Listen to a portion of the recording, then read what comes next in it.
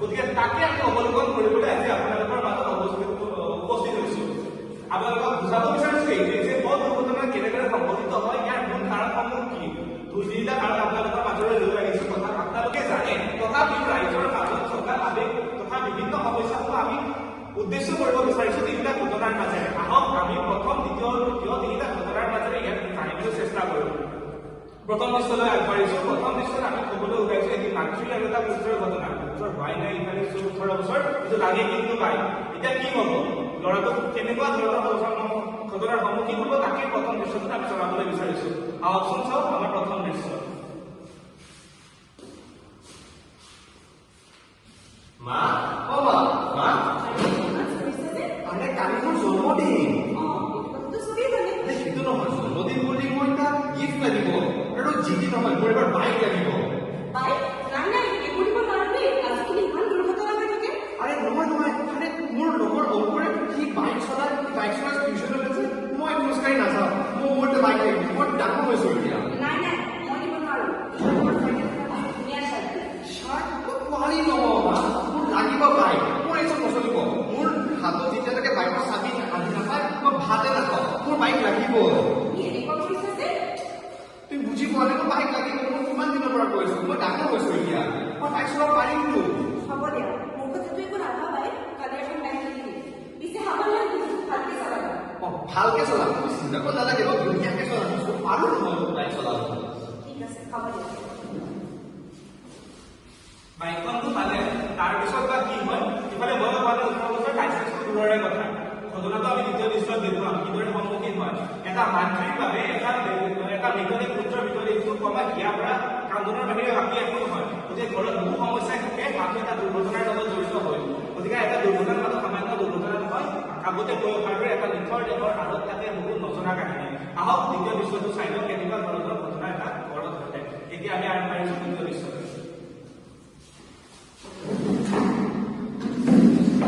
এতিয়া চলাম মই বাইক, হেলমেট এ না বাদে ওচৰতে যাওঁ, হৈ যাব।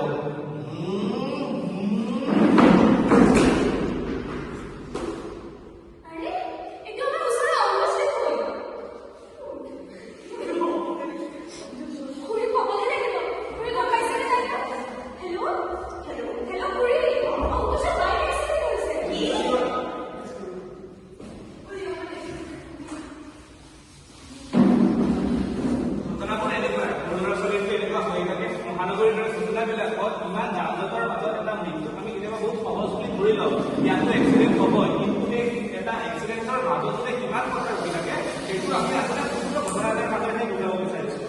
দ্বিতীয় দৃশ্য হ'বলৈ আগবাঢ়িছো। দ্বিতীয় দৃশ্যত আমি বুজাব বিচৰা কাৰণটো এইটোৱে হৈছে যে কেতিয়াবা আপোনাৰ বাবে চিম্পল অনুভৱ কৰা এটা ফোনকল আপোনাৰ জীৱনৰ মৃত্যু ফোনকল হ'ব পাৰে, আৰু সিটো পাৰে ৰখি থাকিব পাৰে আপোনাৰ মৃত্যুৰ ফোনকলটো। গতিকে চাওক, আপোনালোকৰ যাতে মৃত্যুৰ ফোনকলটো আপোনালোকৰ বাজি নাহে, আপোনালোকক সতৰ্ক কৰি দিবলৈ আমি দ্বিতীয় দৃশ্যলৈ আগবাঢ়িছো। আহক চাওক আমাৰ দ্বিতীয় দৃশ্যপট।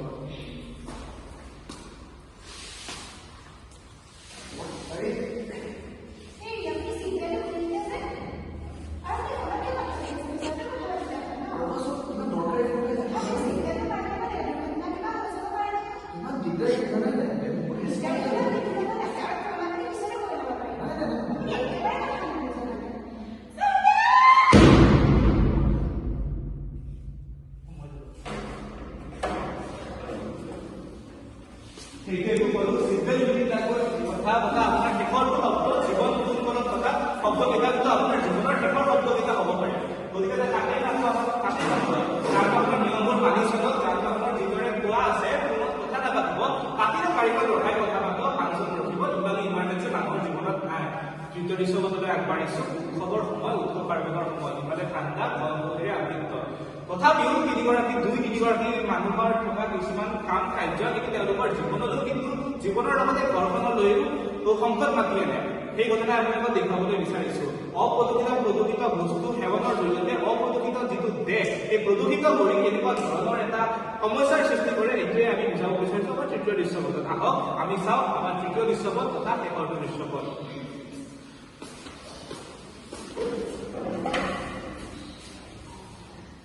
आज हमारे देश के आसमान पर